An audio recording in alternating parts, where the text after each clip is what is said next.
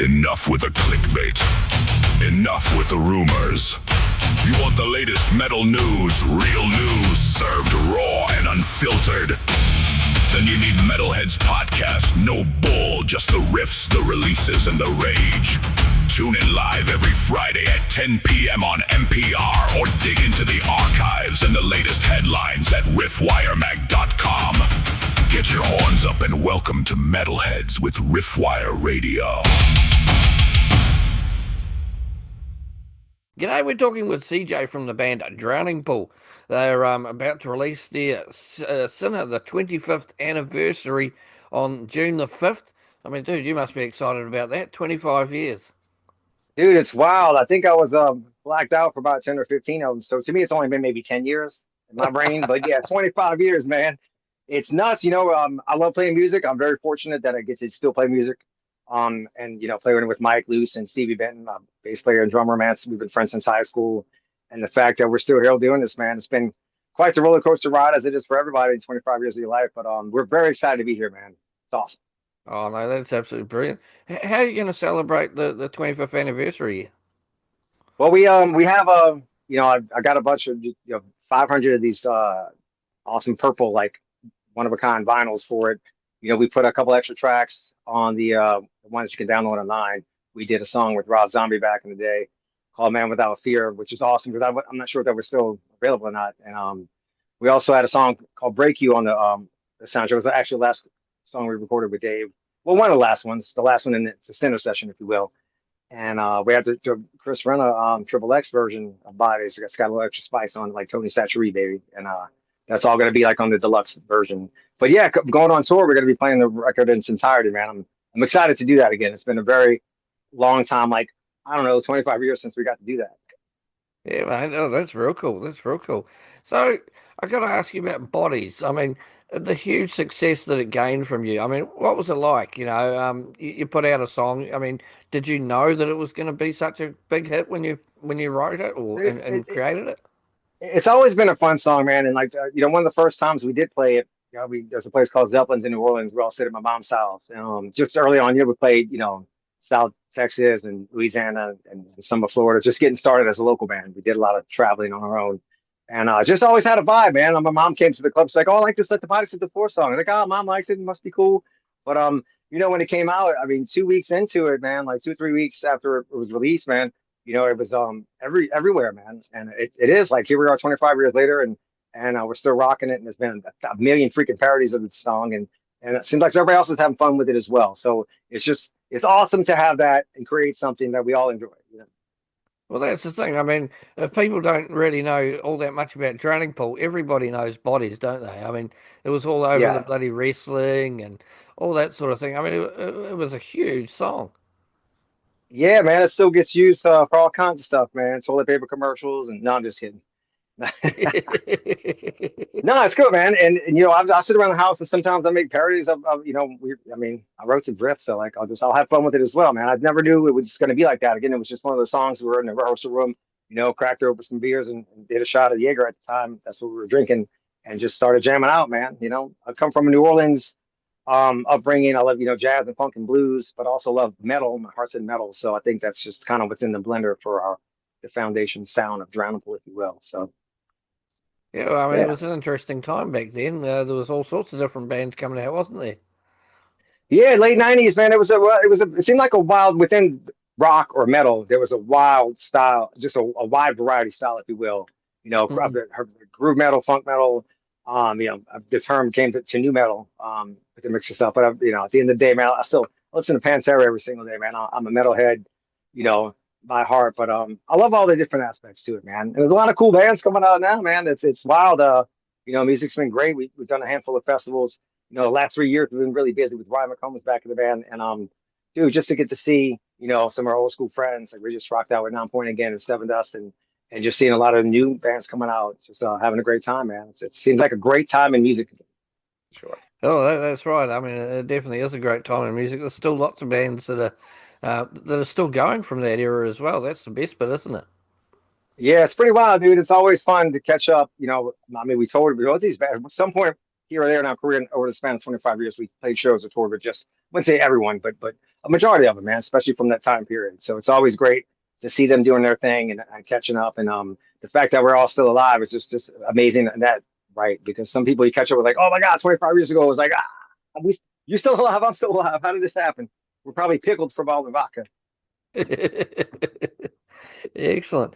I mean, so do you remember creating the video back then for Bodies, and what was it like, and how much did you Ah, guys get involved in doing the storylines and carry on? yeah, dude, that was dude, it was an exciting time in life. I mean, I remember every moment that first year and a half, 2 years of our career, man. Like it was just, to be a local band like everyone else that, has your music and your art, you want to get out to the world, we all want to get it out there and make it. And yeah, dude, that was just we went to an abandoned insane asylum that was north of Los Angeles, like a good 2 hour ride, man. And it was the first time doing a video. It was fun. It was a lot of different, you know, directors and treatment and stuff like that came to the table. But we were on working with Glenn Bennett, dude, who's awesome and still doing stuff. And we catch up every now and then. It was just the first couple of videos we ever made in our life was with Glenn. And the only thing that we added to is all the strobe lights that they brought in. I wanted to. We do a lot of jumping and even back as the local band, I would just bring a lot of strobe lights and just have them everywhere, man. That was our thing. So that was cool. They brought all this truss in, put all these lights up there, and just cables mangled everywhere on the floor because that's just kind of like, I'm awake picking up cables. I'm having dreams. I'm picking up cables. There's cables everywhere. My whole life is just surrounded by cables. So it's just all that they made happen within the video on top of the treatment that was there. So, dude, it was awesome. Man, we were running around in an insane asylum, scaring the hell out of each other, dude. It was great, great time. Oh no, it does. It sounds like a heap of fun. So you obviously you've got the extra tracks for the digital release and the vinyl. What sort of format? I mean, you've told us a little bit. You got the sort of turquoise, did you say? And Yeah, we different. have like a smoky purple one that we made. And then the label themselves they did like a 500 of theirs, and theirs is like they have a blue one, and then there's like a Revolver magazine. I got it, made a couple as well that are like a white one. But yeah, man, I probably should have got more. But I just did the 500 thing. That's what keeps it special. You know, they Mm. just came in actually, so I have one over there. I'm Oh, looking very at it. cool, very cool.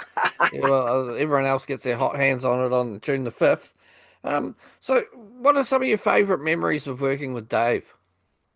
Oh man, it was always fun while with Dave, dude. When Mike and Stevie got started, actually Mike Luce, the drummer, and myself were in New Orleans, trying to look for that right bass player singer, and Mike was friends with Stevie from before because Mike lived in Dallas for a little while, and just the music scene here was kicking it, man, in the early '90s. So Mike and I moved here and got with Stevie, and we went through a couple different members and people that we worked with, but it wasn't until Dave walked in the room.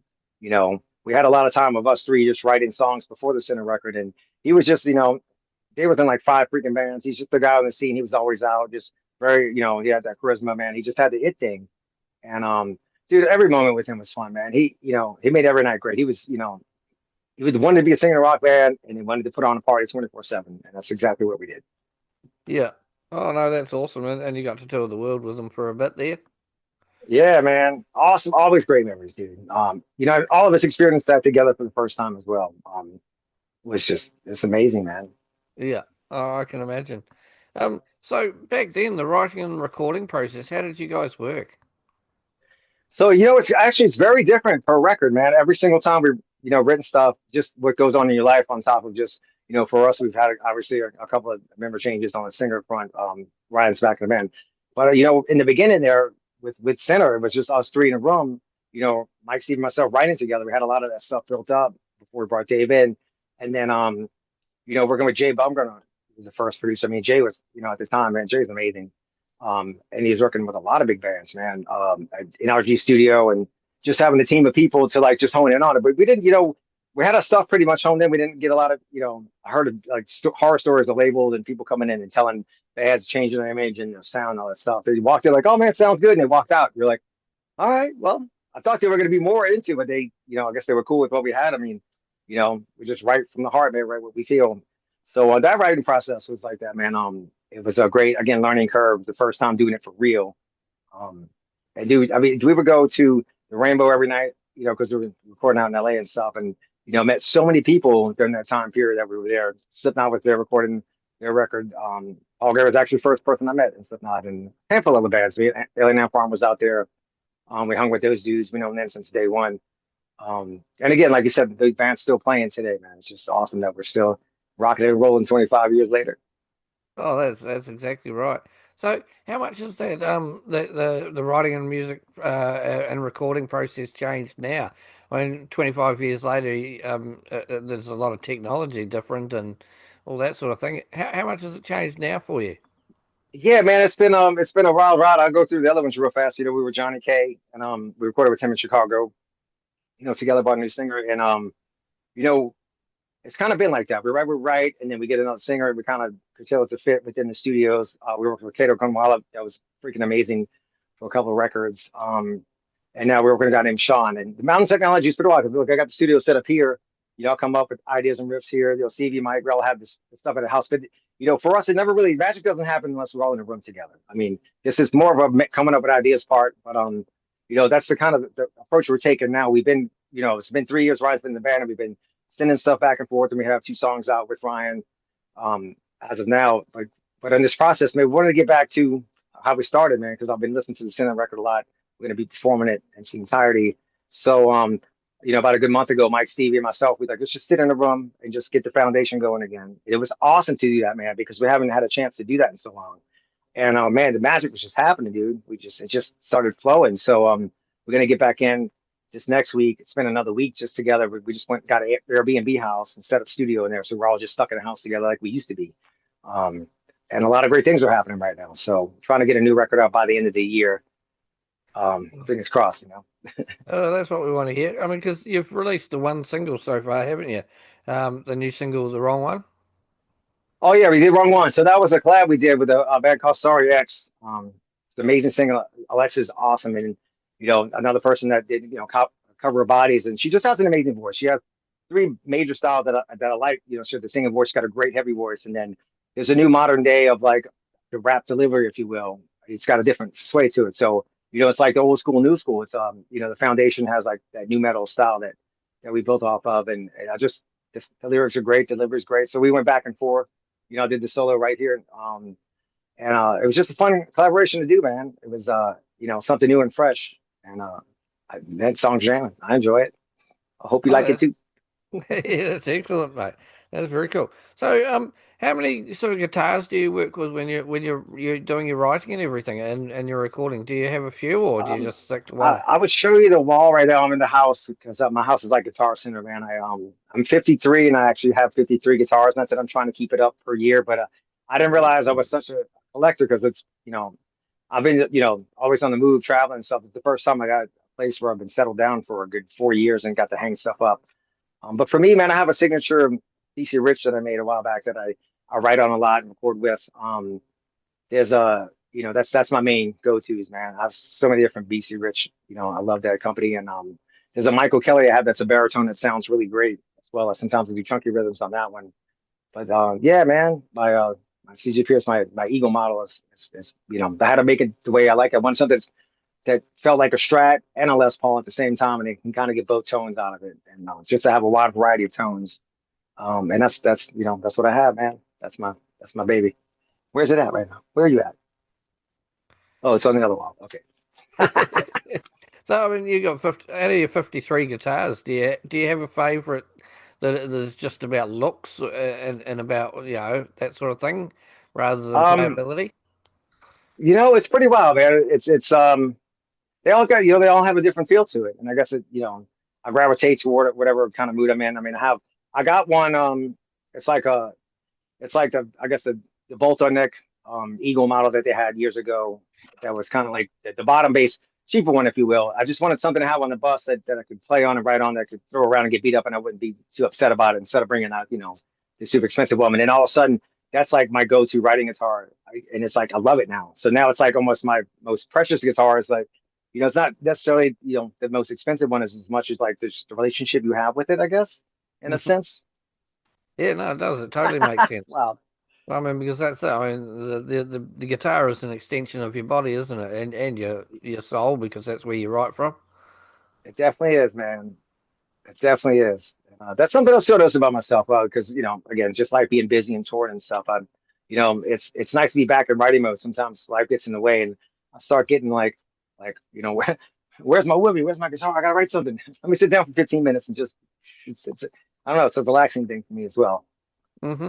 Or maybe you just get all that aggression out on the guitar and you're like, hey, I'm happy again. Well, that's the beauty of heavy metal, isn't it? It's about getting that aggression out without being, without hurting anybody other than their eardrums. Right. That's the thing I think a lot of people don't understand about rock shows and metal because sometimes people, certain family a little bit more, on the lighter side of things. But I call it the heavy metal workout. I mean, we all go out there, we're getting the pit, we get it out, and then after the show, I mean, everybody just walks out like, "Yeah, I did it." The next day, of course, you're Exactly. like, "Oh my back," but "Oh my throat, I can't talk." But yeah, man, it's the heavy metal workout. Exactly, mate. Oh, it's half the fun of it, isn't it? Oh, absolutely brilliant. Do you have a favorite place where you like to write, or do you write on the road? Um, I write on the road a lot of times after the show, especially, they're all great and intense, but sometimes with that energy I still have, I'll come up with riff and ideas and put it together here at the house. But I just redid I have a gazebo I built outside for the third time now. Every year it seems like there's this hailstorm or something. It got destroyed. It's been destroyed for a hot minute. And I didn't realize too until the last few weeks when we started getting in the studio and writing again. It's like I gotta have the gazebo set up. So I got it all set up and it's wild, it's like a nice peaceful zen place. I guess it's just I'm able to focus and concentrate because I write heavy stuff out there. And there was a place I used to live at where you can kind of see a lake out the window.